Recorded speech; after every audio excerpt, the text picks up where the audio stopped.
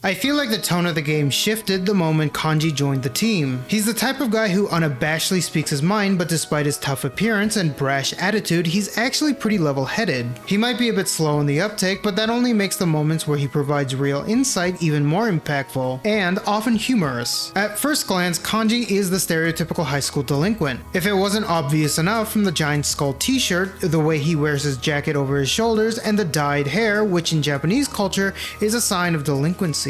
The first story you hear about him, he single-handedly takes down an entire biker gang, which doesn't help his image. Kanji's social link, however, is beautifully crafted. The first half is all about connecting with him, revealing the struggles he faces and the backstory that shaped him. Coming from a family of artists, Kanji lost his father at a young age and was raised by his mother for most of his life. Before he passed, his father left him with one final message, that to be a man is to be strong. But being a child at the time, Kanji interpreted strength in a way a kid might, like wearing his dad's oversized clothes and pretending to be a grown-up. Through this, we were able to see where Kanji's artistic talents came from and his struggle with masculinity. Everything about Kanji's outward persona reflects what he believes a man should be: physically strong, intimidating, and unwilling to take crap from anyone. But to him, that conflicts with his love for arts and crafts and cute things. Later on, Kanji and the protagonist meet a young boy who lost his friend's cherished stuffed animal. They try to find it, but come up short. However, Kanji,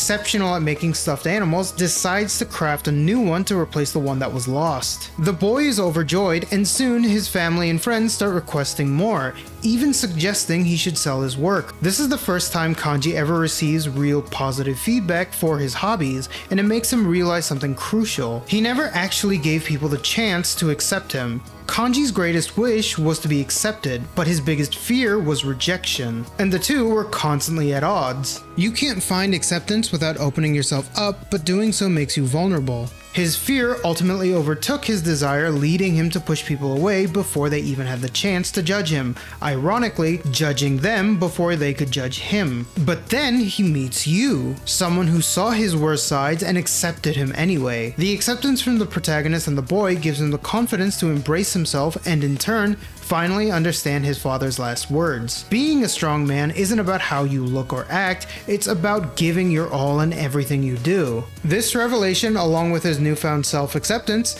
gives him the courage to be more open about his passions, awakening his ultimate persona, Rakuten Mao.